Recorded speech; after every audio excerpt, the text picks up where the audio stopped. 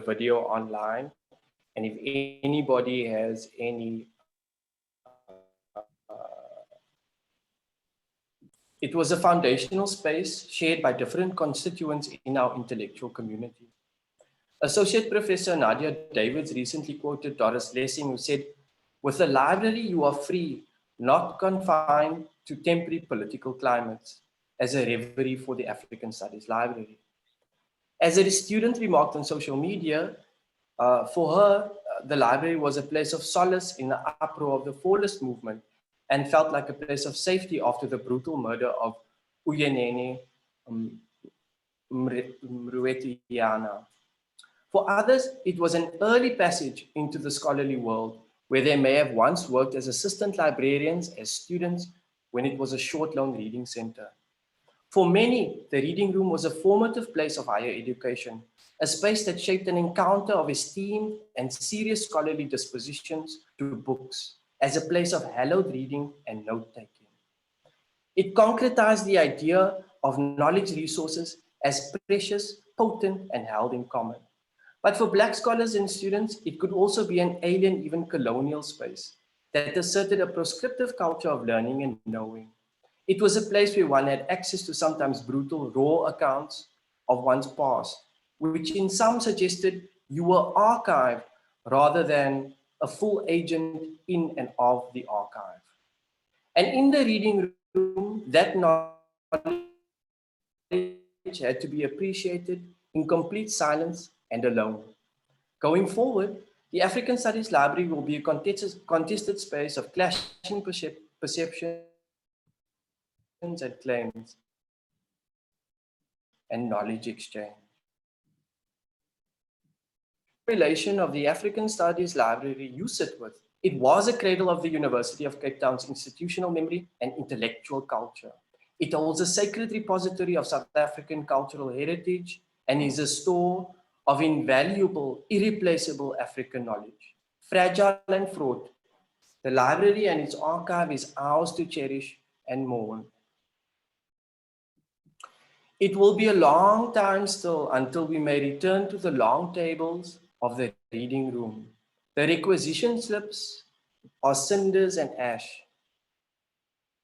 There is no pile of books waiting there. Through the freakish, seared steel lattice work of the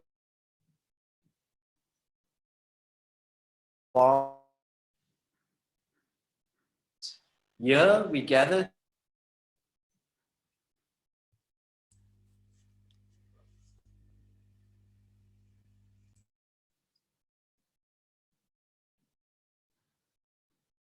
Dwayne, I think you've broken up. as an intellectual community.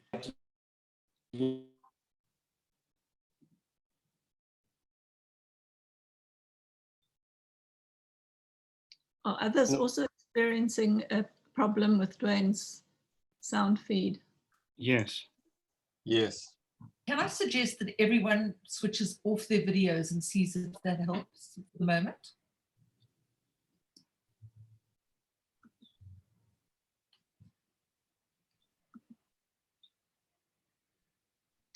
Dwayne, in case you can hear me, we did lose you for a little bit.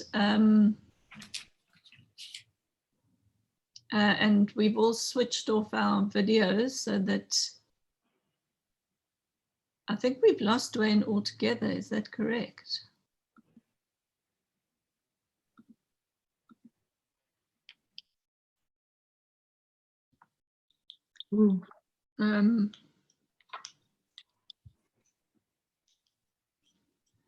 If I can just quickly say, Nina, there seem to be in the chat some people having struggling to get in. I don't know if you can possibly let anyone in, and maybe we can just continue with Dwayne's agenda until he returns. He's corresponded that he's just coming back in, Pippa. So I think. Okay, good. Sorry, everybody. There's always No a worries. bit of a problem.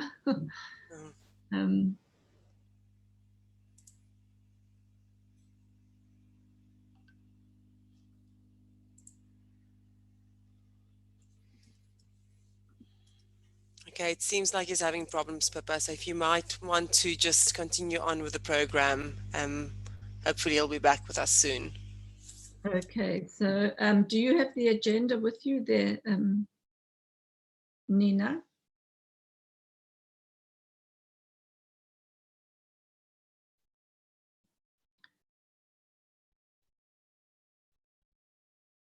The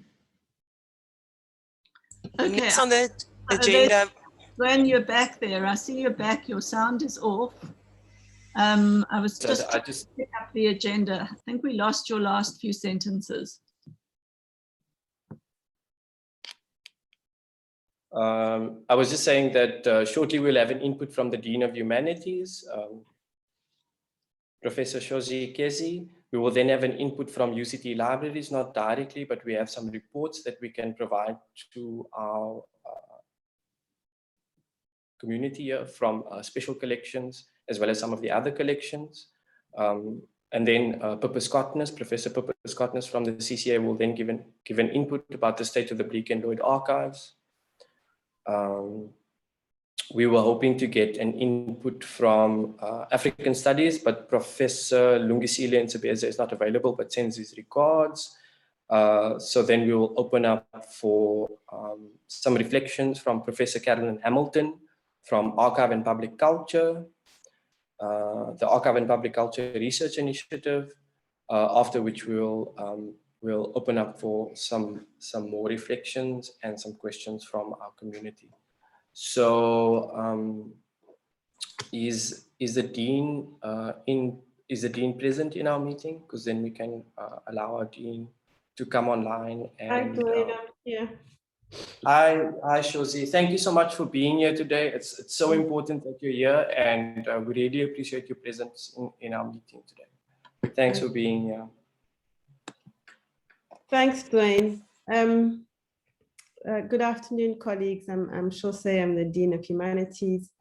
I want to thank the Center for curating the archive for organizing this event and for inviting me to say a few words. I'm very grateful for this space, and I think I would like to mostly listen to all of you, reflect on our collective loss. So my contribution will be very short. But I did want to acknowledge, what has been lost and how the fire has had such a massive impact on our university, and especially for us in the libraries and in the humanities, given that the work of our scholars relies so much on access to these archives, some of which are unique and irreplaceable, and so they will be dearly missed. And in many ways, these collections, in particular the African Studies collection, represents the heart and soul of the university, especially now that we've embarked on a mission to decolonize our research and teaching and trying to build a UCT that is truly African. This collection, losing this collection is extremely heartbreaking. But as Dwayne mentioned, we are grateful, nevertheless, that there have been no reported casualties, only minor injuries amongst our students as a result of the fire. And I would like to express my gratitude to our students and staff who've worked tirelessly over the past few days, to UCT Properties and Services as well, and of course our firefighters and security services. The responses I've received from colleagues in the faculty since Sunday have been overwhelming. People calling and emailing, offering to assist, especially with accommodating students. And it was very overwhelming, and I'm very grateful for that. And also the support from the Cape Town community in general and our colleagues from across the world has been very overwhelming. I wanted to mention that I have received some messages of support from our alumni, from vets from UJ, from University of Pretoria, and also internationally from the Brazilian Anthropology Association and African Studies Committee, from Harvard, from Cambridge, from the Institute for International Education of Students, from the South African College of Applied Psychology, from an organization called 2U, so those who do the Get Smarter programs, the International Center for the Study of the Preservation and Restoration of Cultural Property, and the World Anthropology Union. So these are the ones that I know of that have come to me, either as Dean or via the Vice Chancellor, but there might be others. And I thought I would just read you an extract from one of them. And this is from the Vice Chancellor of Cambridge, who I thought it was very touching. And he says, "It seems especially cruel for this to happen at UCT, where you and so many colleagues have been leading global efforts to reframe some of our complex historical legacies, allowing us all to move towards a more just, more decent and inclusive world. UCT provides a platform for voices the world needs to hear. No amount of physical damage to property will cut off those courageous and creative contributions. But today we acknowledge and share your heartbreak at the damage to your facilities and the loss to your collections." So I thought I would just leave you with those words. I'm struggling to find my own words to express what we've lost in the past few days. And indeed, I mean, I'm very grateful for this space. It's a time for mourning our losses. But I think also, as our Vice Chancellor said, you know, we must also at some point turn our attention towards these courageous and creative contributions and rebuild new knowledge from the treasures of our scholarship. Thank you very much, Dwayne. Thank you so much, Shozi. Those were really powerful words, and what a powerful message also. I'll keep referring back to the really important email that the Vice Chancellor has circulated to us this week, providing guidance at the time of this immense crisis in our intellectual community. So for this little segment now, we'll read some reports that we've received from UCT libraries, especially from special collections and some of the other collections that were affected by the fire on Sunday. Unfortunately, the team from special collections, they really wanted to be here. Michelle Singer, Clive Kirkwood, and other members of the team, but unfortunately they have been furiously engaged in a salvage operation. So while not all of the collections were lost, because of the state of the building, they've been in there, rushing in to save the material that is already located there. They have kindly written a report for us. Special collections specifically, Clive Kirkwood has shared that with us this morning. And now I'd like to ask Associate Professor Fritha Langeman, who's also based here at the Center for Curating the Archive. If you'd like to come up on screen, please, and just read that little report that we've received from special collections. Okay. Thanks, Dwayne. So this is a message from Clive Kirkwood on behalf of Special Collections of UCT Libraries. The staff of Special Collections are grateful to the CCA for providing the opportunity today for reflection on the loss of unique research resources in the devastating fire in the Jagger Library of Sunday, 18th of April, and indeed for the outpouring of expressions of solidarity and support. Given the risks involved, the building could only be entered from Tuesday, 20th of April for an initial assessment of damage and to begin a disaster recovery process. Professional disaster management specialists and conservation experts needed then to be deployed speedily to oversee disaster recovery in terms of the disaster recovery plan. As such, recovery time is time sensitive and of the greatest urgency. This is our immediate and highest priority, to ensure that resources which did not succumb to the blaze are speedily removed from the risk of water damage and treated. Indeed, a team of librarians, archivists, conservators was mobilized to work late into last night to assist in removing all the extensive remaining resources from the Jagger library so that assessment and triage can be carried out of the most vulnerable material. I can confirm that the first archival collection moved to a safe location was the Blake and Lloyd collection, inscribed as it is in UNESCO's Register of the Memory of the World. And happily, I can confirm that the priceless collection is intact and it's not sustained damage. As special collections staff need to focus all our energies on speedy disaster recovery, we are not able to take part in today's events. While the tangible and intangible support being shown from all over the world gives us encouragement for the task of rebuilding to enable special collections to rise from the ashes, we would like to respectfully request to be given space and time to focus on the most urgent steps in disaster recovery following by assessment. We are nonetheless facilitating a means of public communication and participation. A web portal will shortly be available, enabling anyone to post messages of support and offers of assistance, as well as reflections on and memories of the Jagger Library, including photographs. In the same portal, staff are already logging messages received directly of support and offers of help of various kinds, and keeping a record of related articles and social media posts. One of the purposes envisioned is to create a commemorative website with the consent of contributors. We have noted with appreciation that the Archive and Public Culture Research Initiative has created a space on their website, making accessible online links and updates and information resources about developments following the Jagger Library fire. One of the immediate concerns of creators and donors of collections and their families, and scholars and researchers with a deep interest in particular fields, is to establish whether this material has survived, and we are receiving numerous such requests. While we have determined which sections of the holdings were destroyed in the fire, given the urgency of disaster recovery, a full assessment of individual collections is not yet possible. We are explaining this to inquirers and recording each such inquiry to follow up when it becomes possible.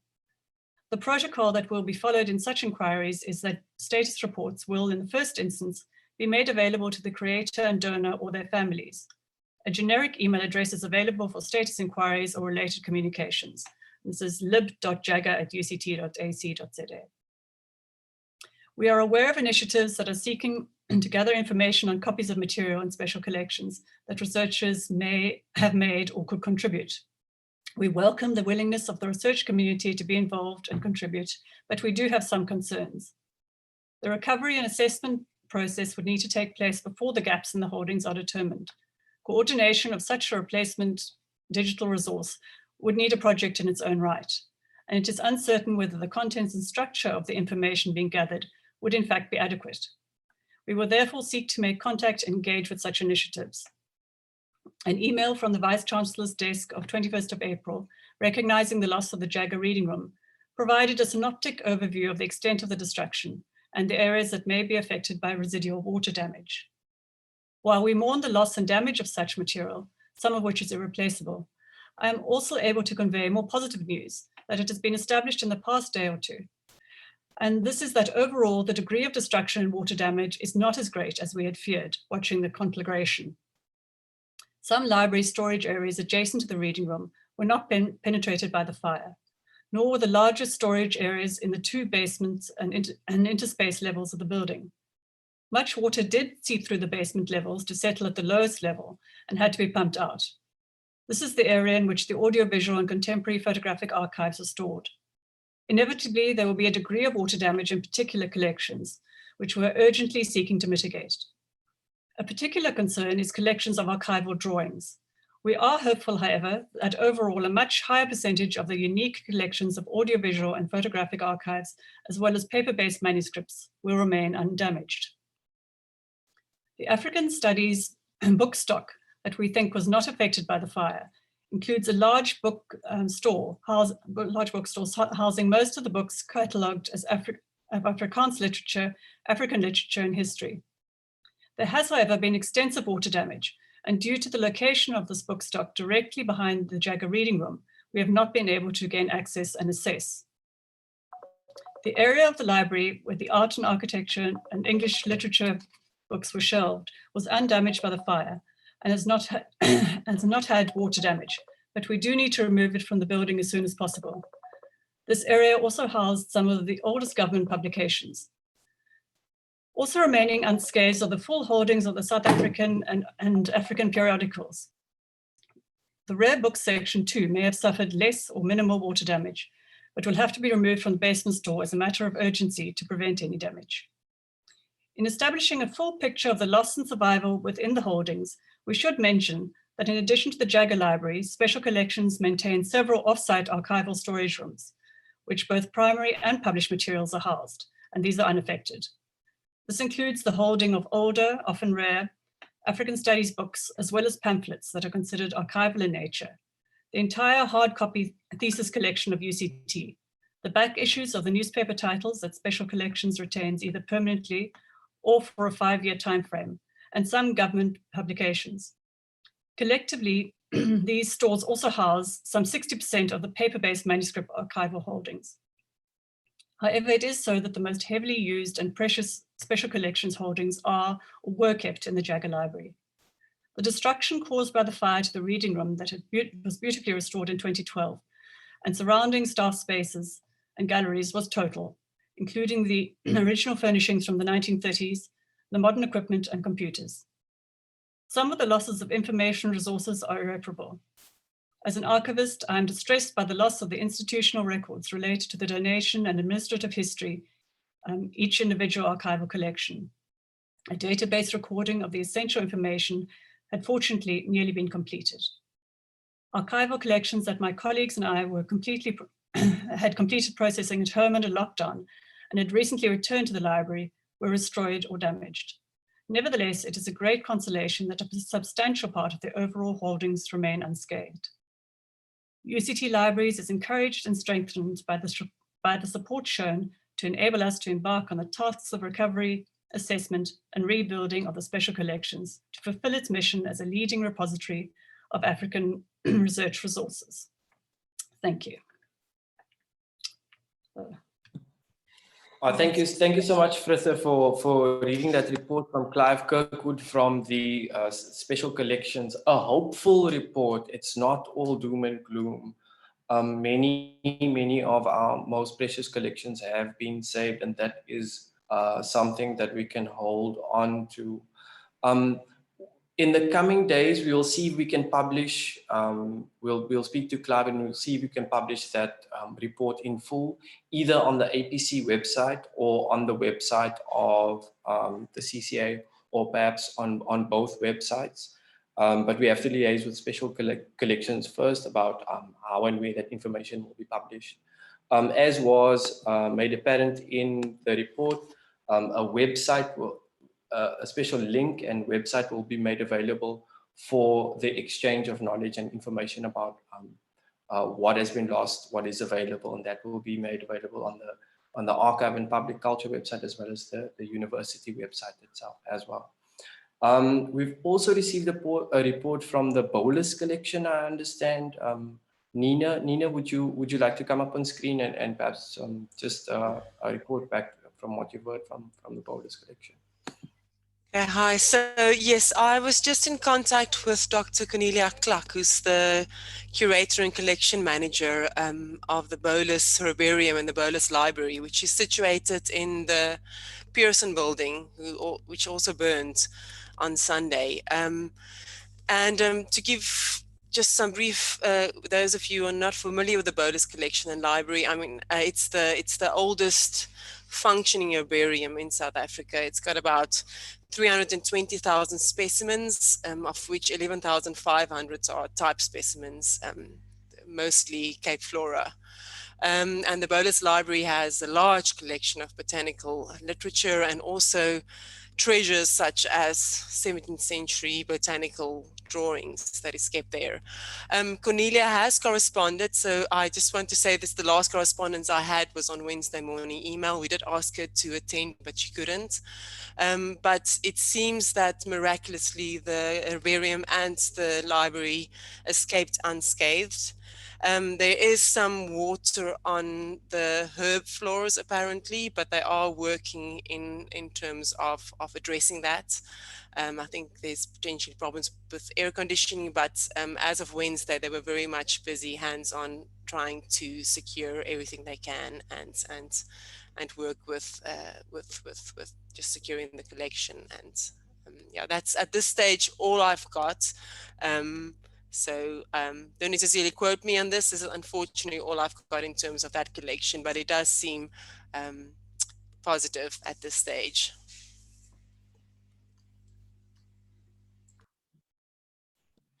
Thank you, Nina. So that was a report from Cornelia Clark from Botanical Sciences as to the state of the recovery that is occurring there. We do not have a report from the African film collections at this point. So then I think I'll switch to our director, Purpose Cotness, who has been very busy, who's had an intense week of reports and media appearances speaking to the Bleak and Road Archive. Purple, please, can you provide us with some insight into the state of the archive? So thank you very much, everybody, for coming. And like others, I've been, completely devastated by the fire and also, the waiting to hear what has been saved and what hasn't has been quite a chastening experience. I mean, on a personal level, and before we knew that it had hardly escaped the blaze and the flood, it was a very fraught and emotional few days contemplating the possible loss of the Traum and the Qung texts that I've worked on for about 35 years. Sadly, there was a collection of Dorothea Blake's photographs which were being worked on in the Jagger reading room, and thus they were engulfed and destroyed. But since we know that the bulk of the collection is intact, I want to just spend my few minutes here on thinking about what it has meant to convene the collection as a digital archive and the future of this and other such projects in the light of this threat that we've been so palpably put in touch with now. So UCT holds only part of the Blake and Lloyd collection. This includes about 20,000 numbered notebook pages, about 44,000 pages of slips in various lexicons, in various dialects of Traum, of Qung, of Musa and Ngu, and others, plus language notes. There are also genealogies, correspondences, songs, private letters, documents, and some objects in the Kirby collection of musical instruments. Other parts of the Blake and Lloyd collection are housed at Iziko. There are a number of clay sculptures, bags, and various other contents, including a significant collection of watercolors and drawings from the 1870s. The National Library also has extensive holdings of drawings and watercolors, correspondence, manuscripts, photographs, and so on. And there are other parts of this collection housed in Pretoria, Kimberley, the UK, private collections in Germany and South America. And more recently, descendants have contributed stories and oral histories in the Huntham, Bruntvlei, Kenhardt, and Van Wyks Vlei districts of the Cape. Work has also been done in the home places of the Traum, and their recordings of rock engravings, living sites, locations of stories, sounds from gong rocks, and so on. At the time of the fire, we had digitized all the notebooks, the lexicons, the watercolors, and the drawings, and we'd created metadata for these. Some of this material has been online for about 12 years, but we're currently bringing in all the digitized components, including the audio, together with cross-referenced, together in a cross-referenced digital archive, where not only links can be created between the various parts of dispersed collections, but where we can start to see some of the intellectual and ideological foundations of the collection, how it was formed, how it was distributed after its major contributors had died. So this information and distribution starts to shed significant light on the politics at work in the museums and libraries of the 20th century, and the multiple ways in which this archive over 100 years has been used, forgotten, curated, and then taken up in public spaces by people from multiple disciplines. So while the aim has been to convene all the distributed components of the archive together, and we're working to that end, we're also concerned to provide points of access to it, textual commentary, as well as oral and creative responses, and throw these into conversation with other archival holdings that exist from other times and places. These, such as the 500-year archive of the Archive and Public Culture Initiative and the Metsema Kgologolo project of Wits and KwaZulu-Natal Museum, signal the foundations of a broader vision of cross-institutional cooperations, about which I think Carolyn will say more in a minute or two. In this way, we cannot, for sure, ensure against the loss of precious originals, but we can begin to put together something in place that gives the original a contemporary life, lived in a much larger complex of collections. And it's at this point I want to just underscore and emphasize the real importance of the digitizing project, not only to have a copy of the material that remains vulnerable, but also to create the kinds of conversations that allow it to have this contemporary life.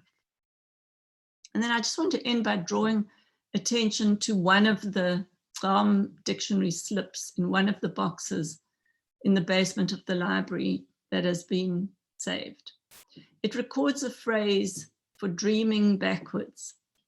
In context, it means that while some dreams can foretell the future, which would be dreaming forwards, others foretell the past and its traumas, and you're obliged to return to them so that you can grapple with them in the present. Loss of the library is traumatic for sure, but it is now also an opportunity to see the ways in which it symbolically also represents other traumas from the past, and to think about now our contemporary strategies for repair. Thanks. Dwayne. Thanks so much for that report and overview, and also for that message of the possibilities and the hopefulness for opening up ways of thinking about moving forward as well. Thank you, Papa. Unfortunately, Shozi had to leave, and we're really thankful for the message that she conveyed to us in the meeting. I'd now like to ask, we're moving to this section, we're moving quite quickly. We had set down 2 hours. But we'll take as many reflections, because I'm pretty sure that there are many reflections going to come forward from our intellectual community a bit later on in the program. But I'd now like to invite Professor Carolyn Hamilton of the Archive and Public Culture Research Initiative, who's also been in close correspondence with special collections and engagement and negotiations with them about assisting and facilitating. And Carolyn, can you, if you would like to come up on screen and perhaps share some reflections of the kind of work that Archive and Public Culture is engaged with now, and perhaps a reflection on the moment and on this tremendous tragedy that we're facing.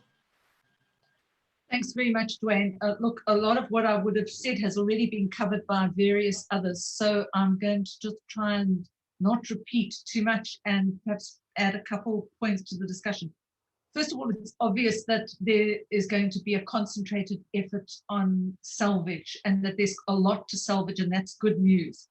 There are the losses, and then there's going to be that reconstitution project, which I can see a number of names of people in today's gathering who are already working actively on trying to mobilize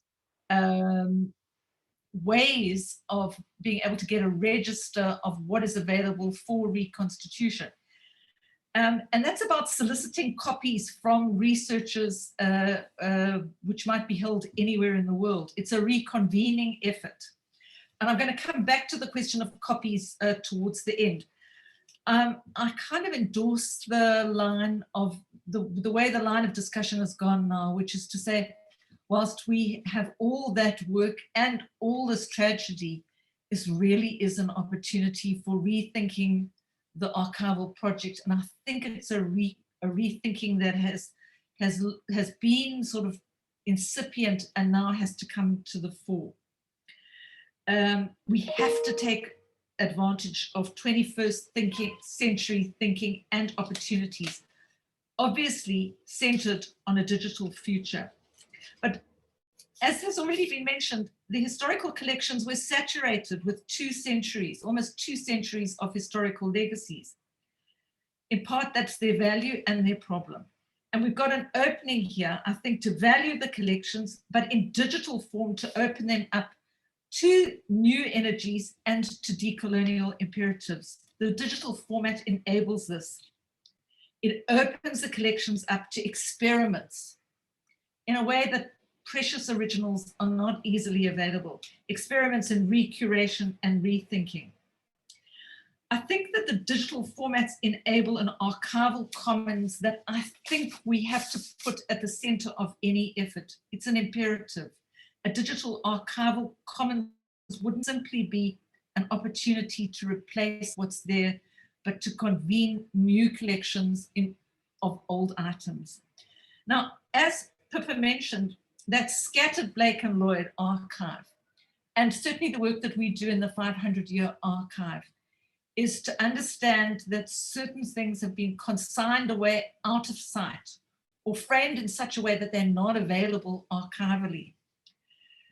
So we do have opportunities here through the reconvening to convene, to find material in many different places, mislabeled often in basements around the world, to enable digital repatriation, to make new collections out of scattered older things that reflect new imperatives and new aims, and to do so not in an isolated way, but to do so as part of a much larger shared digital commons. At this institution, we've got some capacity because some of the theoretical, methodological, and conceptual work to underpin this has been going on, perhaps rather quietly. I think it has to step up now. We have a lot of students in registered new programs who really are the people to take these projects forward. I'm thinking here of the relatively new honours in curation, the relatively new MPhil in digital curation, the incredible range of critical engagements of archives that have been going on in the creative arts. I'm thinking here also of the way in which all of these initiatives are being underwritten by technological innovation coming out of the computer science department. And I'm thinking here particularly of the work of Professor Hussein Suleiman. I'm thinking here of History Access's commitment to vernacular concept, vernacular archives, and so on. I could go on and on. There's a lot now that has been going on in some ways in its own separated spaces that I think can move to the forefront and to rethink archive itself in a fundamental way. To do that and to open to the experimental is not to lose track of all the things that have happened to these collections in the past, to their making and shaping in particular ways. It's crucially important to have a method that also holds on to that. Finally, the question of copies. You know, the resilience of the Timbuktu archive lies in the fact that it's not a set of actual originals. It became what it became because of copies upon copies. There's enormous safety in copies. The protection of copyright, the way in which some archives try to retain control over their resources and not allow them into the public domain. Certain of the intellectual property defenses that have gone up, all of these things, in fact, imperil archives in the long run. That's one of the terrible lessons of this fire. The copies are invaluable, but the copies are also a thickened archival record, because as the copies are made, the materials turned to new purposes. So the old material gains new layers, and that's, as it were, traces of later histories. In other words, they gain a sedimentation across time, which itself is invaluable. So I think in all this tragedy, there is a remarkable opportunity to sort of throw ourselves forward and think what an archive for posterity has to look like as we go forward. I would really urge us collectively, and all the colleagues I can see here from other institutions, please let us not take narrow institutional perspectives. Let's think about all of this. Let's think about what's missing from that archive and really enable our young scholars in particular to get going and move in a way that enables a completely new archival future. Thanks, Dwayne. Thanks so much for that message, Carolyn, and for providing a framework in some ways for thinking about the opportunities that lie ahead of us. As a young scholar myself, I'm excited about the possibilities for engaging across faculty that the reconstitution process does possibly enable. And this new framework, of course, builds on knowledge resources that we've already been building up and accumulating in our institution for 2 decades already. All kinds of digitization projects, all kinds of archival infrastructures that is homegrown and often developed here on the continent itself. I would now like to open up for a few general reflections from the faculty. I know that Professor Roman Roth is also here from the School of Linguistics. He's dropped me an email to say that he is present in the meeting. And Professor Roth, do you want to come up on screen and perhaps say a few words as well? After Professor Ross, I'll open up for some questions. Of course, we do not have members from the library in session, so we would not be able to answer on their behalf, other than provide the information that we've already provided through the reports, which will be published online also. But we can open up a space for some general reflections and conversations from different parties across the faculty. So, Professor Roth, do you want to come up? Yeah, hi. Sorry, I'm sharing this Zoom with Mandisa and Bali. So yeah, I would like to say a few words. Thank you for including us here. And these 2 of my colleagues are also here, Sonia Lutz from Afrikaans and Jeffrey Murray also from Classics, who have worked with the collection much more intimately. But it is something, of course, which greatly concerns our department, particularly the Afrikaans, African languages, and Classics section. And we have been compiling lists, the colleagues in these sections, about the of the items of which we are now aware, on the state of which we would like to check. So both staff and students have been working closely with those collections, and they're essential. We have already made contact with colleagues from other institutions and also from external organizations who have expressed a great preparedness to help us both financially, but also perhaps in terms of providing us with possible replacements and or digital records that might have been created by scholars who visited. So this is obviously an ongoing thing. So I hadn't prepared much to say here, but yeah, so I would just like to express my gratitude for including us in this here. Thank you. Thank you so much, Professor Ross. And it's significant to see how the holdings in the African Studies Library affect so many of us across the faculty. I'd now like to open up for other reflections from members of our faculty who may wish to come up on screen, if you can raise your hand so that we can see, and then we can bring you up on screen to also share your reflections on how and in what ways the fire may have affected collections that are relevant to you, and the kinds of recovery operations that you may be engaged in. Mandisa, is that your hand up, Mandisa Mbali? Do you want to come up on screen? Yes, Awesome. hello colleagues. I just wanted to say something that is perhaps a bit more pessimistic, which is I'm concerned that sometimes when one engages with colleagues in disciplines outside the humanities, they often don't appreciate how very critical physical books are to our work.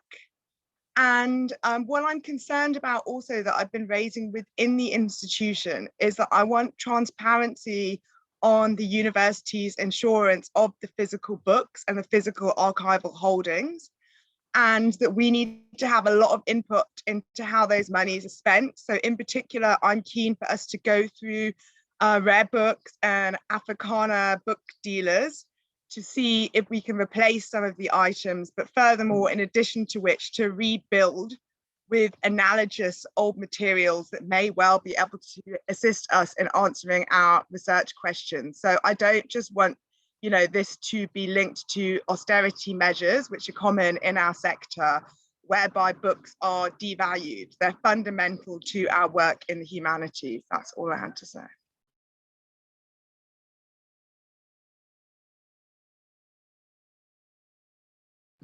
Thank you for that comment, Mandisa. That's really important. In the humanities, books are the tools of our trade. We depend on these books, and it's important to monitor how the process goes forward with the reacquisition of books, and how those, what kind of budgets and things are allocated.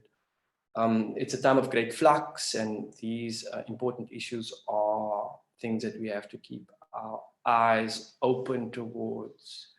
Thank you so much to Rifka Khan, who shared some details with us about the Archive and Public Culture Research Initiative updates. They have a special page there.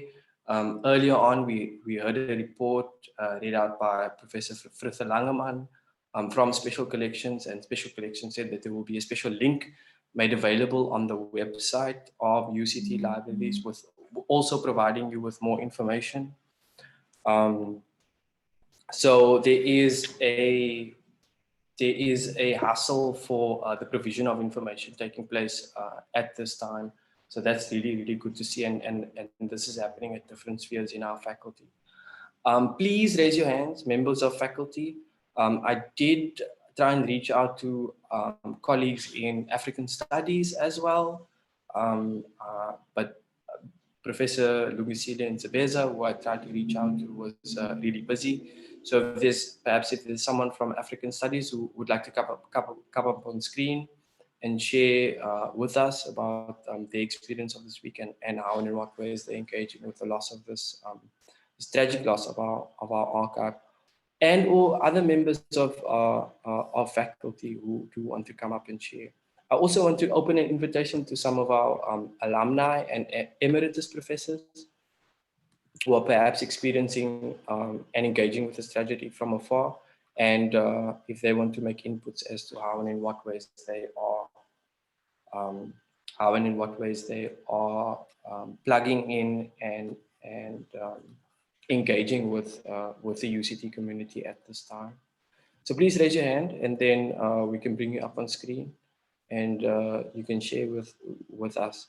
Otherwise, I'll have to adopt a tutorial format. Dwayne? Hi, George. Sorry, I've had my hand up, so somehow maybe you Apologies, can't I've been scrolling through the list, and I didn't see you, George. Apologies. No, it's okay. I think for me, I want to pick up on the point that was just raised about the importance of books. And while I also share the skepticism around digitization for the sake of reproducing old formats, anyway, let me not get about digitization. For me, the main question would be, in this process, we must also make sure that all the money that goes into the restorative process does not end up going to old hands. In this case, for me, it would be going to recovering and getting copies of similar material from private collectors, but should have a big budget devoted to new scholars actually writing reaccounts. So for me, it becomes a question of the process shouldn't be about replacing books, but rather thinking about the copy in the way that Carolyn was describing the Timbuktu copy in a very specific way. So for me, there has to be transparency and a balance about how the money is distributed, because at the end of the day, it is an economy question. In terms of the recovery process will involve a lot of money being extended, and that money should be balanced between new scholars that should write not just digitizing formats, but should write new accounts from their position, from the contemporary position. I don't know if that came out across, but I will leave it there. Thanks for those remarks, George. It sounds like there's a little bit of a conversation bubbling up about resource allocation around books as a concrete point of concern and action, both in the arts faculty as well as in the humanities faculty. Maybe there's a little committee there, a books budget committee. Perhaps going forward. So I've noted that point down. I see Sonia Lutz as a hand up, and then I'll take Nigel Penn immediately after Sonia Lutz as well. Sonia, please come up on screen. Thanks, Dwayne. I'd very briefly like to pick up on the points made about transparency, but for me, I think what concerns us, you said there's a big hustle for information. I think there will be lots of lobbying going on about specific collections. And that seems to me unfortunate. And if we have that, the words from Clive Kirkwood that says that they'll be carrying out a triage of the materials that can be salvaged. They can't possibly salvage everything. There's a lot. How will these decisions be made? What will be saved, what won't be saved, and how will the input of those of us with significant holdings in that library be accommodated? That's me.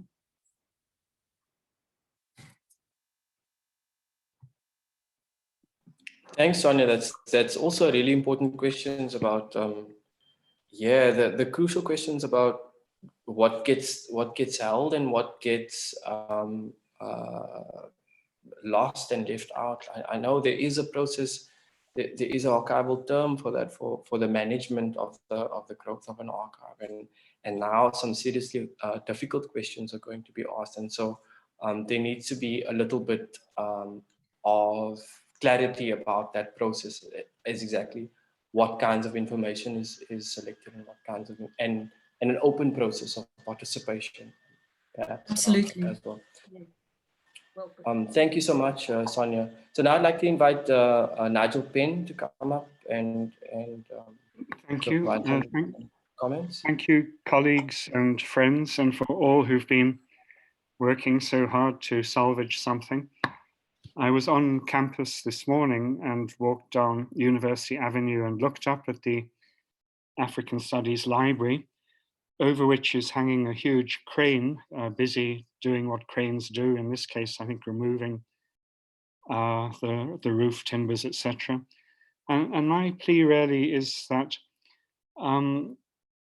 of course, my voice is a small one, and I'm a scholar more than a university administrator, but my plea is that the building is restored to something close to what it was, like an old-fashioned cathedral of learning.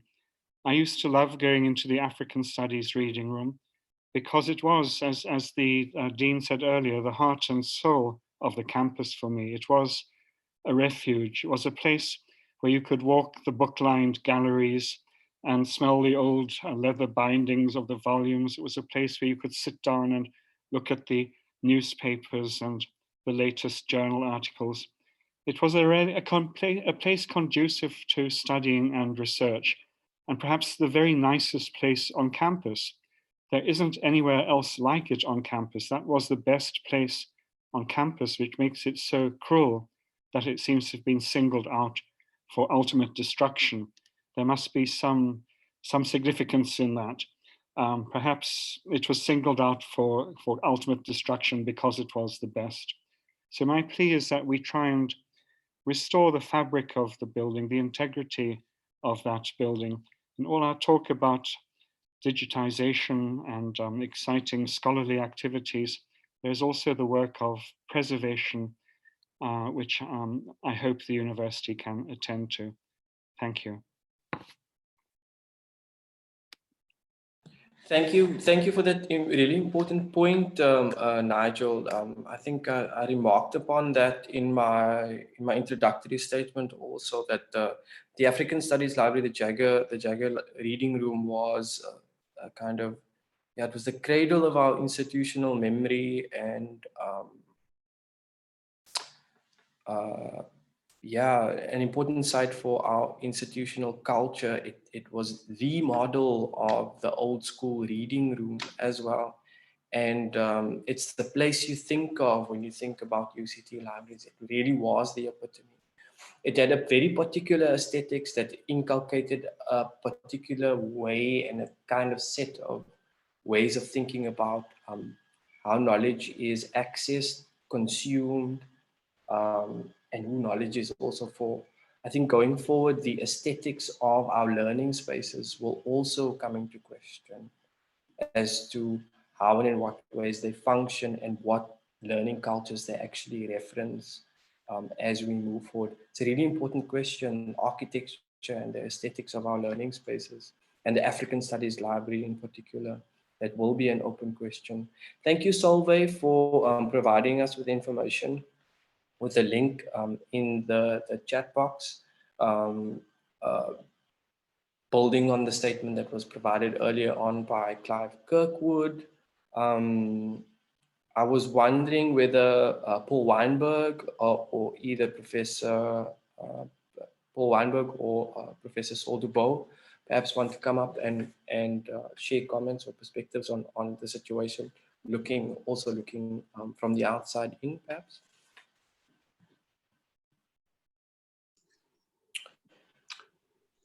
Thanks. I'll just say something very briefly, and that is the videos, 20,000 of them, and the modern photography collection that was housed in the basement got quite substantial water damage from the efforts to put out the fire. It was apparently waste level. That the water has been pumped out, and we definitely will, unfortunately, see some destruction in this valuable archive. Related to this, and I'm sure you know, but it hasn't really come up, there were 3,500 documentary films, African documentary films. Quite honestly, the best collection in the world got burnt on Sunday. So I think serious efforts need to be made to find replacements, get back to the filmmakers and replace this invaluable archive. But I mean, just on a more general point, speaking back to the issues around digitization. I mean, digitization for me, it's a kind of a no-brainer. And I completely agree with Pippa that, we've got to, kind of just, put more energy and effort into ensuring that valuable collections are digitized. And in my opinion, it's ultimately a decolonial project because it makes material accessible for scholarship and research. That's my input. Thanks.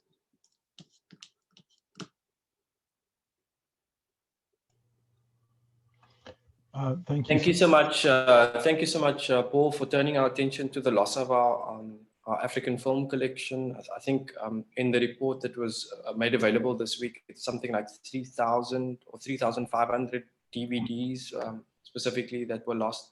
There were no specific mention. There wasn't any specific mention of film footage itself and photographic collections. I'm not sure. I may have missed it in the report that was read out earlier on and in the reports that came out during this week. So hopefully we'll get some more information about those film collections and perhaps we can contribute towards the salvage of this important film collection. Now I'd like to bring in Dr. Thokozani Mlambi. Thokozani, would you like to come up on screen for some comments? And yeah, I'll do so.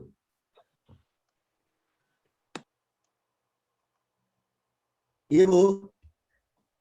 Yes, we can hear you, Thokozani. Yeah, we can hear you. I can't see myself on the screen. But we can hear you. We can hear you. Oh, okay. So I was thinking about the aspect of, you know, I was listening to the Washington Post, and they were speaking about a collection of African antiquities that had been lost. And that's the term they used, antiquities. And then I wondered about this term, and I'm like, okay, is this actually a collection of African antiquities, or is it something else altogether? And the term for me resonated very much with what I would associate with Timbuktu and those kinds of collections. And then it left me wondering then, is this collection that kind of collection? And is this the kind of collection we would want? And the next question is then, is what kind of African archive do we want for today and the future? And how does this present moment accelerate us into that change? And so it cannot necessarily be seen rather as a mourning of something which in its configuration and its imagining was never about something that is the same vision that we hold today. And so I think that's the uneasiness I felt. And I find that these terms are playing out in a variety of public discourses. Like I say, this quote I'm taking is from the Washington Post, which is speaking about antiquities. And this is not really elaborated about what they mean by African antiquities. And why is this label of antiquities a selling point? And why does it have so much currency in the global world? And with it as well, why does the discourse of salvaging seem so tempting and so appetizing? Yeah, those are my questions and thoughts. Thanks for noting that, Thokozani. That's a really important point, the way in which the narrative about our library is circulating in the global mediascape and the particular discourses that are attaching to it. Discourses of salvage, discourses of antiquities. I personally did not know that the Jagger Library contained antiquities or objects that could be referred to as antiquities. I know there were many important records and collections, but whether you can refer to them as antiquities, that I am not sure about. And I guess as our community is gathered here, some of us will be speaking to the media, I'm pretty sure as well. And so I think just to amplify your call to Thokozani, just to speak to our intellectual community, to think about the ways in which you actually relate to the global community, who are going to be very curious and interested now, and the kinds of stories we actually want to tell about our African Studies Library. At this point, I want to circle back to ask if Professor Saul Dubois would like to make a few comments. I did call upon Saul a little bit earlier, but I may have forgotten. Saul, would you like to come up and say a few words? You've worked extensively in the Jagger Library over many years. And thank you, Dwayne, and thank you for giving me this opportunity. I don't think I've got anything to say that hasn't already been said before, but it doesn't mean I'm going to stop. Just 2 points. I've worked in that library and think of it as home for ever since I started work as an honor student. And I think it's important to remember that this was primarily a research library, but also a teaching library. And one of the special things about this library was there were always students working there. And the collection was also geared to helping graduate students. And that made it special and actually quite unlike many other research libraries. And the second is that although it's a huge, if you started from the sort of sense that we'd lost everything, and everything that is found and retrieved and salvaged is of course a huge gain. But I think that it's in the nature of the archives, the manuscripts, but also the books, that research, we shouldn't think of research as a temptation to sort of value everything and say this artifact was found, this book was found and preserved. Research is an ongoing thing. We're not talking about a museum. And it's actually the process of going back to archives. I've been, go back to a collection, you suddenly see something you saw 10 years ago, you go back to and you suddenly say, well, it's a letter, there's a connection, there's it's a constantly evolving process of discovery. And so it really, for me, the real tragedy is losing the things that we don't even know that we've lost. That's terrible, but what I take from this, and I think this has been put extremely well, is that this is a moment for rebuilding a library. The Wits African Library was destroyed in 1928, and within 3 or 4 years by fire, and within 3 or 4 years, they'd managed to build a far better Afrikaner library than they ever had. Well, of course, it was only a generation old at the time, and they had enormous corporate support and a great deal, more importantly, of civic support. And this is an opportunity. If one thinks of acts of reconstruction, I think it's not entirely analogous, but we should think of the way in which Notre Dame has been constructed in Paris, and not the way the Brazilian National Museum, which burned down, has been treated. So I find this very uplifting and full of promise, but there are real losses, and the sadness is we'll never really know the extent of the losses. Thank you very much.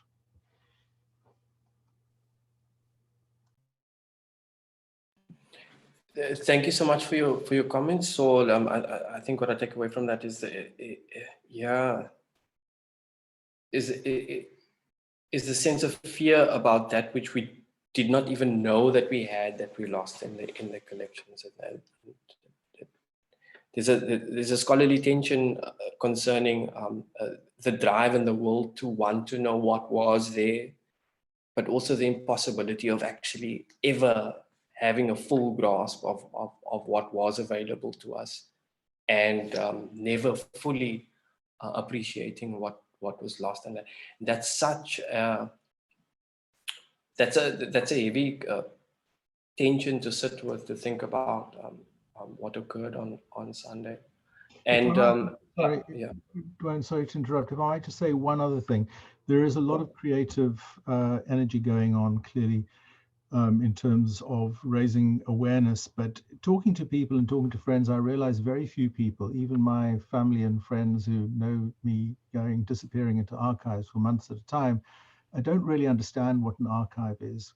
And I think that one of the special things about archives is the work of the archivists themselves, the people who actually go through accessions in the first place and produce catalogues and descriptions. And the University of Cape Town has some outstanding examples. And I wonder whether, since those will not have been lost, whether we might publicize on the web examples, samples of accessions, so that people who may be donors, may be minded to contribute, will actually have a sense of the kind of depth and of what an accession list looks like, what a manuscript accession looks like.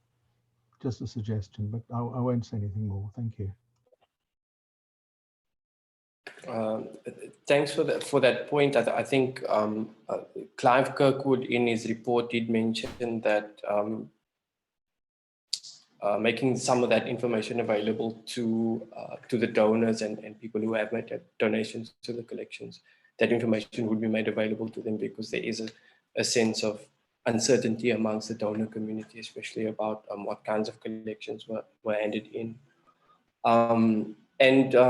Yeah, I don't think we've made enough space in our session today for acknowledging the tremendous efforts and the work of the archivists working in the African Studies Library and in special collections as well, for their energy and their meticulous record keeping to be able to bring us to a state where even in an emergency, they were able to rapidly provide us with information as to the best of their knowledge as to what is available there. They weren't available to us today for this session because they are currently in the process of trying to salvage documents. So yeah, we should really applaud the work of our special collections team, UCT libraries in particular, in general, for the massive work that they've done to be able to salvage and to engage with this huge loss that we've actually faced. I see there's a comment from Shannon Moreira. Thank you so much for this comment, Shannon. You say that that you want to highlight the role of the African Studies collection in contemporary undergraduate teaching and learning, especially in light of calls to decolonize the curriculum. Films, for example, which Paul just spoke of, commonly used in undergraduate teaching in African studies and beyond, as obviously text and images.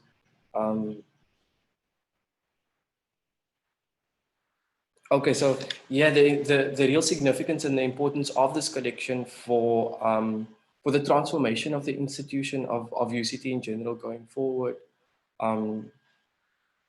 That's a really good point. Thank you for pointing that out, Shannon, and it's a pity you can't remain with us. Are there... I see Pippa has a hand up. Pippa, would you like to come back into our conversation? I think some really relevant points have come up so far, and maybe you want to respond some of them. You know, I just wanted to circle back a little bit to George Mahashe's point and also Thokozani, because and I think it was also raised now by the mention of sort of public access. And I do think it is a real opportunity to think about what Carolyn sort of spoke of as the thickening of the archive. In other words, there is this material which, the Washington Post may want to call antiquities or whatever, but whatever material we have becomes thickened by contemporary action and by the kinds of inputs from different kinds of scholars in the present, and I do think it's really important to think about how, not only public and not only digitizing and making material available publicly, but making it available publicly in terms of the scholarly projects of young scholars, and particularly people who have ways of adding to this archival material that enlivens it and gives it a kind of vitality. And I'd really be interested to hear from those of you.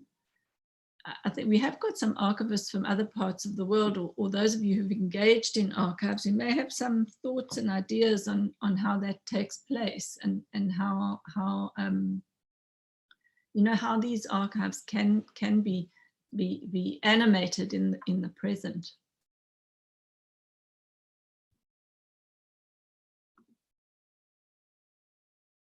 Thanks for those points, Pippa.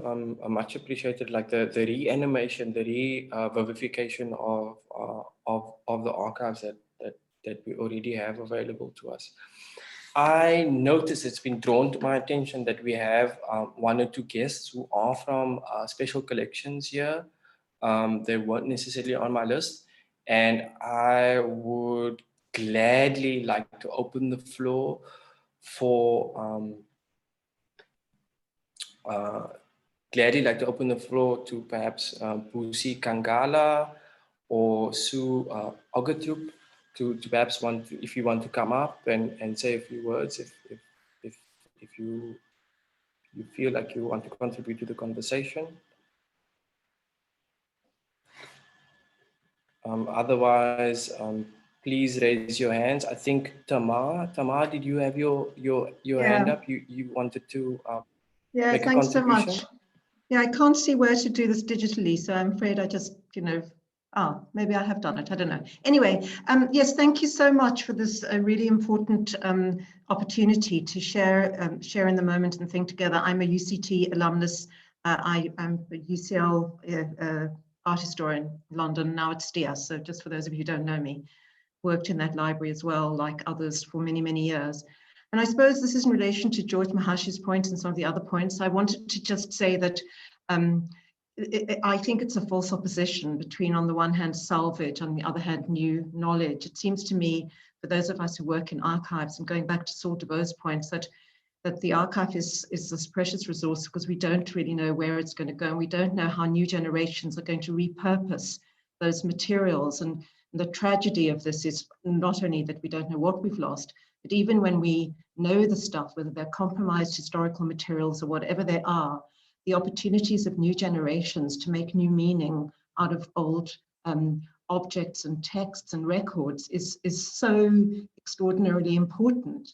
So I think one doesn't salvage in order to venerate and to turn things into, uncritical edifices, but you salvage in order to open up the possibility and the opportunity that new histories can be written and that new generations can find, can find meaning, can destabilize old forms of knowledge. So in that sense, I mourn with all of you and with all of us for those opportunities for rewriting history that the archive is so absolutely crucial and so central for. So I just wanted to register that and just hope that we can both, solve space, regenerate, digitize, of course, but like others here on the call, I'm an archive rat who loves the material experience, the embodied experience of the archive, the smell, the taste, the flavor of what it is to sit with historical objects and with material culture. And whilst I'm completely on board for the digitization project that so many of you have talked about so profoundly, digitization also provides loss. So there are gains and loss on all these fronts. And if we can think of this in some kind of hybrid way where we can restore and regenerate the material culture at the same time as thinking what digitization affords, I think that's really important. And one of the things that worries me a little about the digitization is, of course, the powers that be in university administration love digitization because it's potentially cheaper and easier. And as some of you have already said on the call, they don't necessarily understand the depth and the thickness and the what goes on when you hold a book and when you hold an original piece of material culture and you look at what's happened to the back and the side and the front and what's alongside it. Those of us who write history that's embedded in these kinds of historical objects know that we couldn't do it just from digital sources. They're very, very different histories are going to be written. And that's very exciting and it potentially unleashes a huge amount of new knowledge. But again, it's not the golden solution, it's one way. So I suppose I just wanted to register that and also to think about and to ask the question in terms of artworks, because I just wondered whether we know what was hanging on the walls in Jaga, and whether we know what original works of art, what paintings, what prints. I know Paul and others have talked about some of the photographic collections and the tragic loss of this film library, which I can hardly even kind of contemplate. But just, do we know what's happened with the original artworks that were hanging on the wall? We always used to look at those when sitting in the library. So that's a question for those of you who might have some knowledge. Thank you so much for the opportunity to share with you in this moment. Thank you so much for riffing on these really important points, Tamar. The idea of the materiality of the record and like these artifacts, the books, for example, like these attachments that we have to them, but also the potential for knowledge that is imbued in the very materiality of these things. There is something really evocative, and that I think that was particularly special about working in the Jagger library, that you got to work with these really old texts and the sensorial engagement that you had with these really old texts were, in a very tangential way, they did contribute towards the way you thought about them and the way that you actually expressed that on the page as well. I think one theme that's also coming up in our discussion is the seductiveness, but also the pitfalls of digitization, and both the economics of digitization and whose interest that is actually in, how it's a convenient solution under circumstances like this, under circumstances of crises, but the drawbacks that actually come from a rush to digitization and to not filling your collections with material books, but rather just with virtual archives. But there are other kinds of critical pitfalls around digitization also that we need to take into consideration. Firstly, I'd like to say that at the University of Cape Town, we've been engaged in digitization projects for 20 years. For 20 years, we have a long tradition of engaging with the digital year, of scanning material, of capturing data. And so we have an institutional knowledge and resources to be able to develop a homegrown infrastructure and also a homegrown archival infrastructure for the digital. This work's been done at Archive and Public Culture, as well as at the Center for Curating the Archive. So that also needs to be taken into consideration when we think about both the seductions and the pitfalls of the digital as well. Please raise your hands. Are there any other hands at this point in time for those who want to come forward and say a few words? Perhaps on the point of the artworks, especially, I think the reference that was made this week in one of the sets of correspondence was that there were artworks by Mawande Kazenzele, 3 portraits, I think, that were hanging in the African Studies Library, in the Jagger Library. Does anybody else want to perhaps speak to this point of what artworks were there and what we perhaps have a rough idea about what we lost?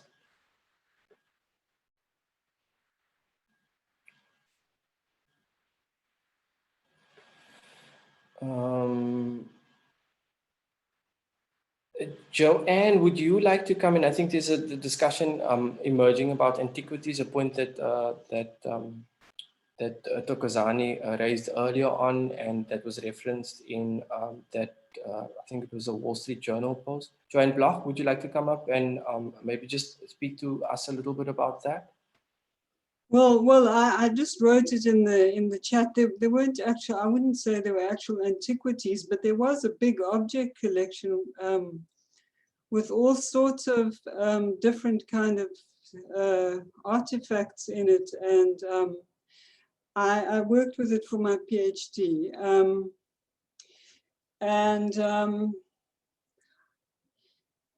They were the entire range of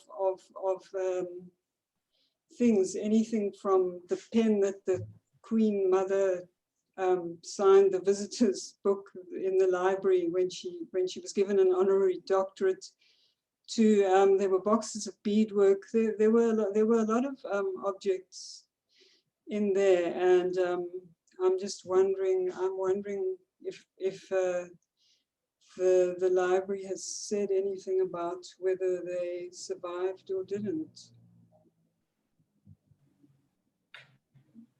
Thanks, Joanne. I do not recall from the correspondence that I saw or listening to the report that Clive Kirkwood shared this morning, or at least earlier this afternoon, that there were actual references to the object collections that were held in African studies, but we starting to get a picture that there were quite significant object collections. It would also really be important to find out about the artworks that were held in the African Studies Library. Nina, you coming up on screen? You want to share with us? Oh, I just wanted to speak to Joanne's question about the objects because it's a focus for me as well. As far as I know, they're in the strong rooms at the bottom of the library. So as far as I would presume, all of those ones would have been fine. So they were right at the bottom. So just to answer to that. Right.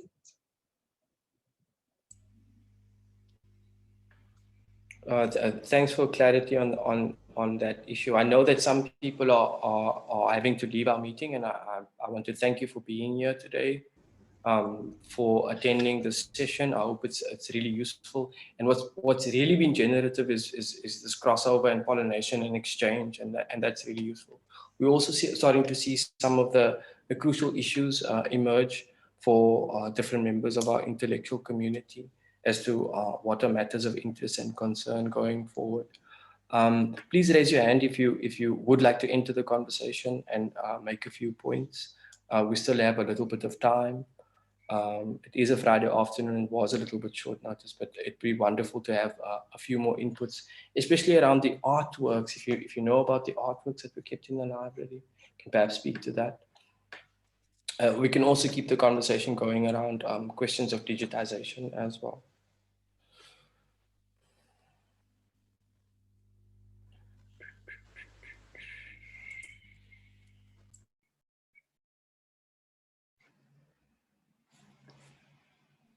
Okay, thank you so much, Bernie. I see that you're trying to find out about the artworks. It's wonderful. Thank you so much for that. It'd be really, really useful to know about what kind of artworks we actually had held in the Jagger Library when it went up in smoke on Sunday. I see that there's a bubbling conversation going on in the chat about digitization and formats and issues of formats, shifting and changing formats. Shlonipa, would you like to come in and speak to this issue? I think you made a really good point about different formats, and perhaps you would like to come in and speak to that and how we can think about different ideas of formats. Shlonipa Mokoena?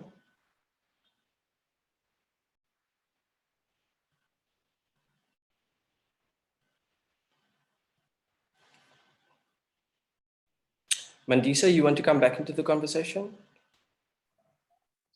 Yeah, it's something just a little bit practical and immediate, which is we had a long meeting with our postgraduate students in the Department of Historical Studies at UCT this morning, and we've been in constant contact with them, and we just could do with some practical help because some of them have identified other copies of their books they're using, or books that were held in the African Studies Library that was the only copy at UCT. And what we would like is help using interlibrary loans to access copies of those books in other university libraries.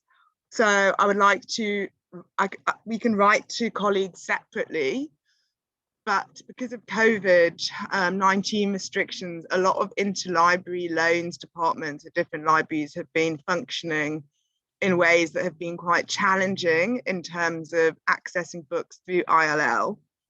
So perhaps I can discuss with colleagues individually about it, but just that's something practical and short term that we could do with, in terms of assisting our students. Okay, thanks. So like this practical, immediate engagement with what's available and what students actually have and what they know that is available and that they do have. I think going forward, this kind of resource building as to what is available and what is not available, it's also going to be really important for us to draw in and get into conversation with our colleagues at the other universities here in the Western Cape, University of the Western Cape, as well as the University of Stellenbosch. There's been a long and ongoing exchange and traffic of literature between these different institutions. And this really is a very important time for trans-institutional support. I'd like to bring Carolyn in here on this point. Carolyn, you want to come back into this conversation or on this point? Yeah, thanks very much, Dwayne. I do. It's a point that's concerning us a great deal and other colleagues, and that is that what the recent fire has shown is probably the intense vulnerability of these similar collections elsewhere in the country. We can't take it for granted that they are any safer.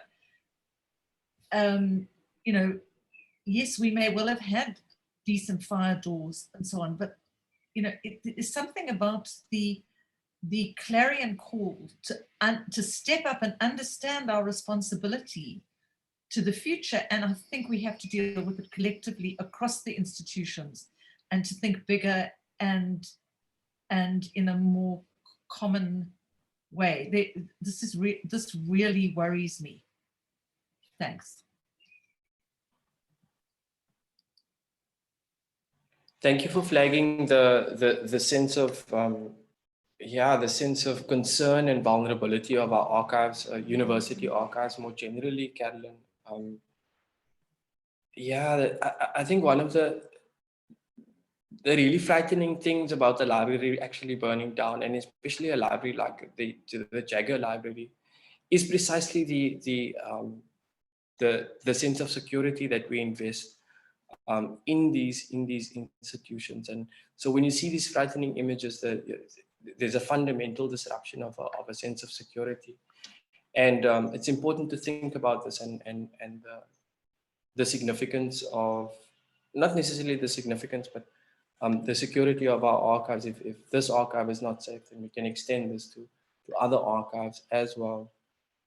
So I see that that Frith has pointed out that there was a large Helen Sabidi painting in the African Studies library at one point. I'm not sure exactly how current that is, but if anybody would like to come in on the artworks that were up on screen, not on screen, up on display in the African Studies library up until recently, that would be really helpful for us.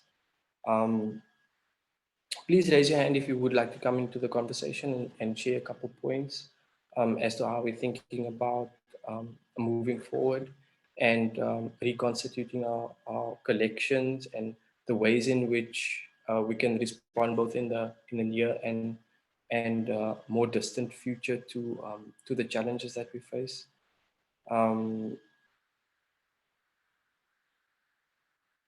Yeah, and as Carolyn pointed out, it's important for us to also remember that the archival crisis that we're going through here is something that we have to think in parallel with our other colleagues at other universities, not only in the Western Cape, but also across the country. I know that we have colleagues from other universities here in South Africa, and especially in the Western Cape. I'd certainly like to invite you to please come in and share your thoughts and perspectives with us, and the ways in which you're relating and engaging with our loss, and how and in what ways the loss of the African Studies Library may have affected your research at universities like Stellenbosch University or the University of the Western Cape, or other universities in South Africa.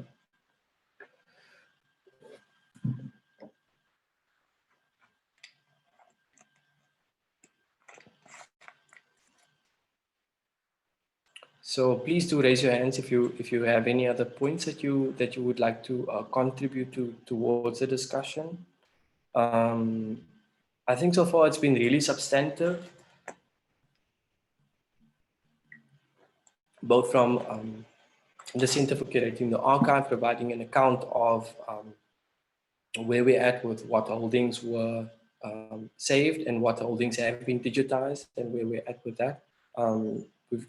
We received a report from Clive Kirkwood from Special Collections, who that report, I think it's now just been made available on the Archive and Public Culture Research Initiative's website, as well as the University of Cape Town's website. So please revert back to the University of Cape Town website for any and further information as to how the salvage operation is going and where and how you can actually contribute. We've received some wonderful points and inputs from different members of our intellectual community near and far about the state of our collections and the issues that are also sitting with our community right now. The concern about our collections, how we're going to reconstitute them, are they going to be physical or are they going to be digital, for example, these kinds of tensions. And also thinking about the reconstruction of the African Studies Library going forward and into the future. what kind of architecture we're going to recover. These were some of the really crucial points that that have come out of the session so far. Is there anybody else that would like to make a contribution at this point? I see the chat has fizzled out a little bit. Yes, Pippa? I just wanted to say, you know, I'm very grateful to see curators from other museums, other collections in the world here. I mean, I see Jenny Skinner up there from Cambridge African Studies Library, and you know, I'm thinking of one of the comments in the chat, and that's been mentioned elsewhere, that there are perilous conditions in other archives around the country, you know, as they are crumbled or being thrown away, or you know, not being digitized or cared for in any way, and how we have to broaden that conversation. But you know, when I think of, you know, I think when one thinks of a collection like Cambridge University collection, you imagine that's absolutely secure, and I just wonder, you know, what your thoughts are, Jenny, if you wouldn't mind. Yeah, of course. Yeah, hi Pippa and hi everybody. Yeah, thank you so much for inviting me along to this. It's as a result of the amount of, well, obviously within the African Studies Department, but also widely within Cambridge, and the amount of concern and sympathy that we've expressed and wanting to be involved where we can. So the Cambridge University librarian, Jess Gardner, I was supposed to be meeting her today later on, but yeah, joined us instead, and I'd like to feed back some of the comments, because actually, as you say, it's actually kind of comparable to what's happening in Cambridge, where just recently what I've been interested in seeing in the chat in terms of, you know, digitization is just another format. We've had to go through recently, and I think it's work still ongoing. It's been about 2 or 3 years of 3-4, you know, full-time paid researchers to try to actually understand, you know, the landscape of Cambridge, because we've got over, obviously the university library itself holds over 8 million books, and goodness knows how many collections and archives, etc. Within that, we've got another further 100 libraries within Cambridge, and each one of us struggles with keeping things digitized and preserved, and what's come up again and again within the chat, that digitization is expensive. I know even within our own library, within the African Studies Library, Sol will be testament to this, from various management committee meetings, you know, actually knowing what's there over decades of donations that haven't been listed, and yeah, all of our collections are constantly under threat. A very small proportion of them have been digitized. So it is a huge challenge, I think, to every institution regardless, but this is, because this is so immediate, because of the destruction, it just, as you say, it brings to light how fragile and how much in peril all museum collections are, all library collections are across the world. So I think in terms of speaking globally, the institutions across UK via SCOLMA, which is the archivists librarians group who work on African studies. So Oxford is involved, you know, Edinburgh, etc., National Library of Scotland. We'd all be willing and keen to, you know, be involved in conversations, because it affects us just the same. You know, we're all underneath this potential risk. So yeah, just here to, you know, listen to the conversations. It absolutely, yeah. Yes, it's heartbreaking to listen to what has potentially been lost, but also there does seem to be a huge sense of hope of how you can reimagine. And I think that these are lessons that all of us can take away from this. So yes, we'd be more than interested to work together, however we can help. And I will be feeding back to the university librarian this week, and hopefully we're going to meet again. So if there's anything I can share with her, I'd love to, that hasn't come up in the conversation, please do. And yeah, you've got my email address now, so yes, yeah. thank you very much. And if I could just quickly make one more point, I mean, I think the point that Carolyn raised earlier too is that you know, many of us who've worked in these archives and with other institutions too have come across sort of gatekeeping, you know, copyright issues, unwillingness to share or make digital material available, and so on. And one sort of hopes that a crisis like this focuses one's mind on the real need for inter-institutional cooperation and ways in which we can create these global digital archives where you know, they can be convened in all sorts of different ways in different places. So that's the one thing. And then of course, I think also, you know, bringing other institutions along, those who literally have nothing in small places where their material is just decaying or being neglected completely. I think these are also critical areas to look at. Thank you very much. Thank you for those remarks and points, Pippa. It's really important to think about the opportunities for striking global connections under these times of crisis. And Jenny, thank you so much for coming in and for that message of solidarity and support to our intellectual community. Much appreciated. I'd now like to, I know that, I don't know how I pronounce your name. Is it Koen from the Heritage Resources Agency? You've had your hand up, and I'd like to bring you in. You're also an alumnus. So Koen, you had your hand up. You would like to come in and make a point and add to our conversation? Thank you. It's Kieran.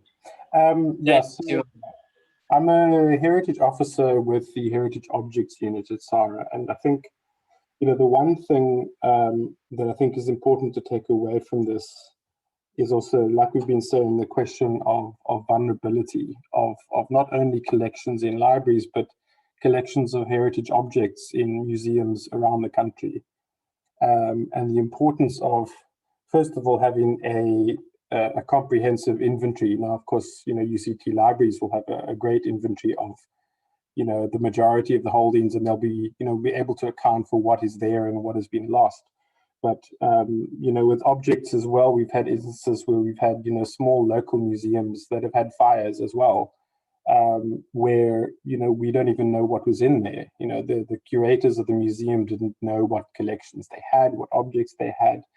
And so I think it's also highlighting yet again the importance of not only your conservation measures, but also comprehensive inventory so that everyone knows what is held in what place, in what museum, and what condition they're in, etc. And I know that Sarah and Clinton, who's the manager of the National Inventory Unit, has been attempting to push for a lot of state entities and state-funded entities, etc., to begin inventorizing collections and putting them onto SARAS, which is the platform that we've been using to manage the national estate.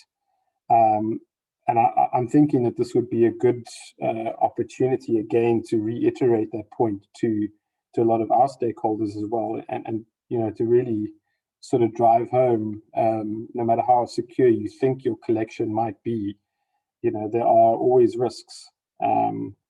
Yeah, so I just think it's important as well, like I say, that it's not just your books and things, but your objects as well. And you know, there's so much that we don't really know what people have. I mean, we even have had reports sometimes of people who've got private collections of things which were unreported, you know, and getting a knowledge of exactly what there is, I think, is a crucial first step into deciding how we're going to manage them and how to protect them.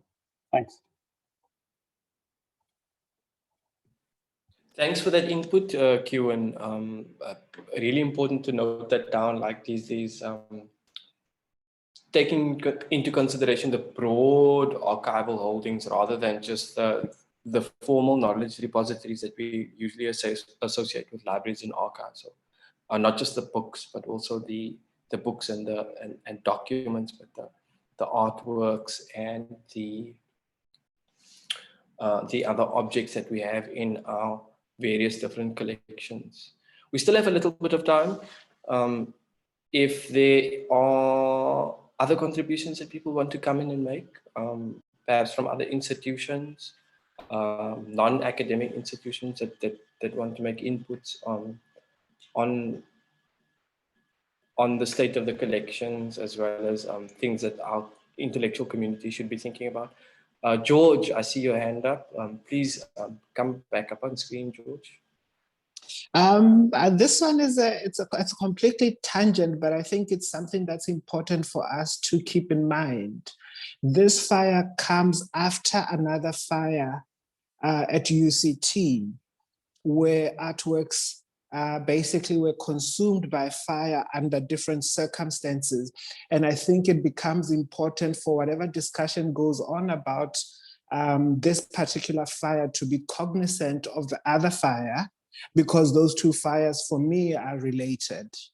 And this is just something that's just come up. I haven't thought it out, but I think it's an important thing to raise, that this fire is not new. This fire comes directly off the back of another fire where particular type of archival objects have been consumed by fire, and we should also introspect as to what does it mean for fire to keep visiting our collections in the way that it has. Thanks, George. That's a really, really important point. I just so happen to have this collection of poetry. I will read a poem out at the end of the session. It's called Years of Fire and Ash. It's a new edition of poetry on South African poems of decolonization. It's edited by Wamui Mbao, English lecturer at the University of Stellenbosch. It's really important to think about this element of fire as a cultural scholar myself. I think it's really important. I will make reference to that in our conclusion.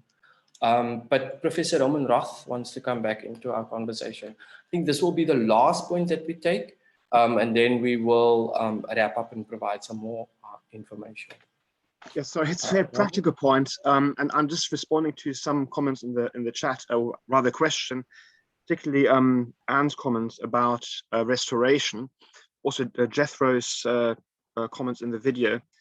I'm just wondering, in terms of the personnel, do we have enough people in the country who are qualified to do this? Would it be worth, well, for those of us who do have contacts to relevant people overseas, particularly in libraries and archives in Italy, Germany, and places, would it be worth asking for help in kind like that? Maybe getting people to assist.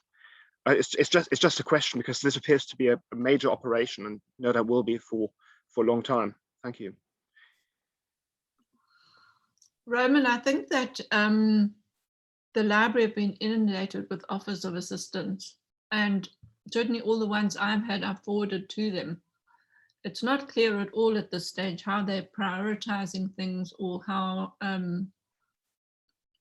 they're dealing with offers of help.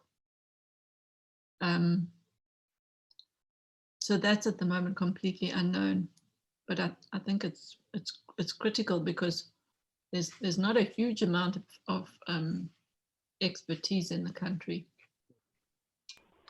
Thanks, Pepe. Yeah, thank you. Thanks for that point, Roman. I think it's significant, because it's not just you, but also Nelly Summers from UKZN also points out that this is a moment for skills building, right? Like suddenly we can build up skills amongst our intellectual community and others for conservation practices and so on. But what's also coming forward is this, both in the chat and in the discussion that we've had, is to anticipate the huge outpouring of sympathy and support from our friends and partners, both locally and internationally as well. That is very heartening, because I remember when the Church of Notre Dame burnt down, they said something like 600 million euros were collected in a very short spans of time. I don't think that we'll gather 600 million euros in our particular time of crisis, but it's really, really, really good to know that we have these absolutely amazing, wonderful sources of support from friends, colleagues, and institutions from all over the world. And as we move forward, the library and special collections have made a note of this wish to assist, and they will be making these online resources available both on the UCT website, the UCT Libraries website, and you can also, I think, access the website of the Archive and Public Culture Research Initiative. You can access their website for other ways of supporting the library. So now I think it's been a long week since Sunday. It's been really challenging and busy week, especially for us in CCA. This is the start of one set of conversations that will take place in different forms across faculty and across the university as well. There have been many requests both in the chat as well as in session about the recording. We felt that we wanted to record the session. Because there is an urgency to record the moment as well. We will still have an ongoing conversation about whether or not we publicize the recording, make it freely available or only available on request. So we have our own archival issues to think through as we move ahead with this with the process of both documenting the moment and responding to the moment as well. Please keep an eye on the Center for Curating the Archives website as well. I see Pippa also wants to put in a last word. At the very end after your statement, Pippa, I'll read one or two small things just as a conclusion. So I'll give you the last word here, Pippa, and then I'll just do the concluding readings and wrap-ups. Yes, I just wanted to make one little personal point, and that's first of all in thanking everybody for coming here, but I want to particularly thank the staff at the Center for Curating the Archive who, you know, many of whom over many years have worked on soft funding, not knowing if they're going to have a salary the next year, to do the labor of digitizing. And you know, when I talk about 60 or 70,000 documents digitized or pages scans made, you know, there's one individual in particular, Fazlin van der Schijf, who has been working tirelessly, you know, on that scanner. And I just want to once again sort of flag the fact that this all happens in soft funding, often money from American organizations and so on, and the digitizing project proceeds, you know, at great cost to both the academics who have to raise the funding and you know, those sections that have to manage and organize it. So I want to thank the people who've been involved, but also, you know, allow us to think about the ways in which institutions need to support these initiatives, because, you know, they're what allow us to sleep at night when we think about another crisis.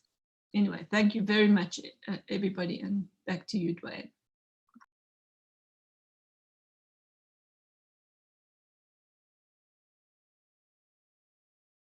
You're muted, Dwayne.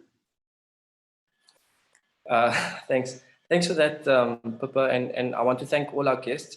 I have two short readings that I'd like to do as we conclude for this session, and just guide your attention back to our website, to keep checking our website and watching out for the notices from the Center for Curating the Archive.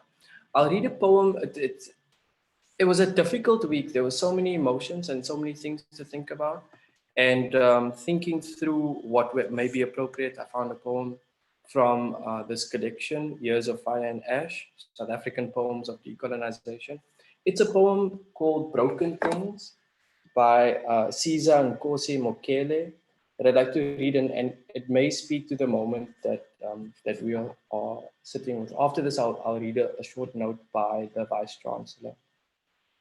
So the poem is called Broken Things. Not because I emerge out of broken things.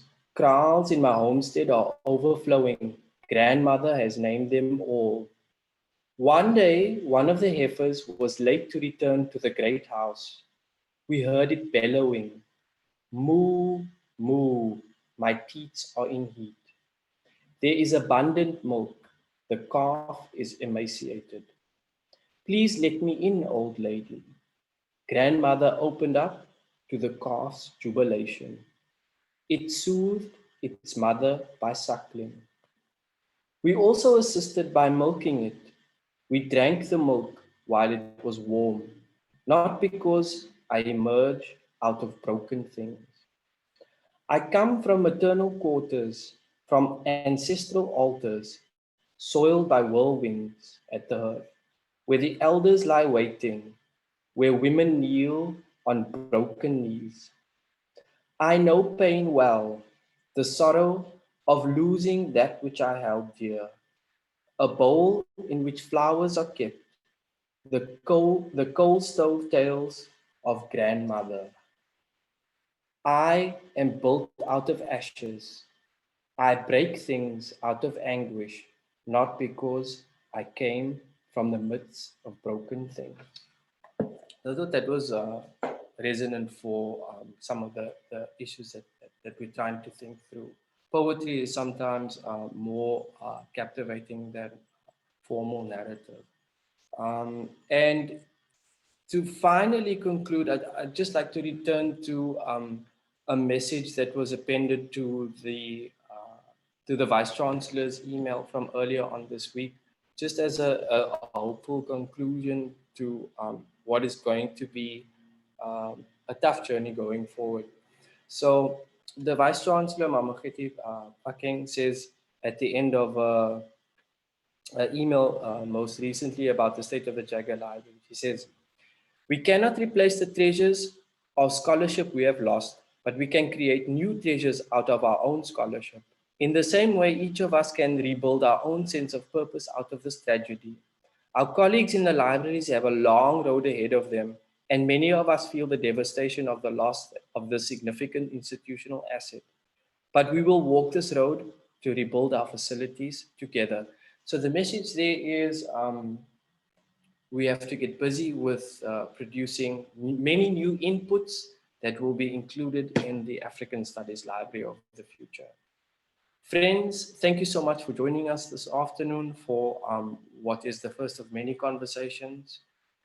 We will keep you abreast as to the recording. And we thank you so much for communing with us here this afternoon. Thank you so much and goodbye. Thank you, everybody. Bye-bye. Thank you. Thanks for sharing it. Bye-bye. Thank you.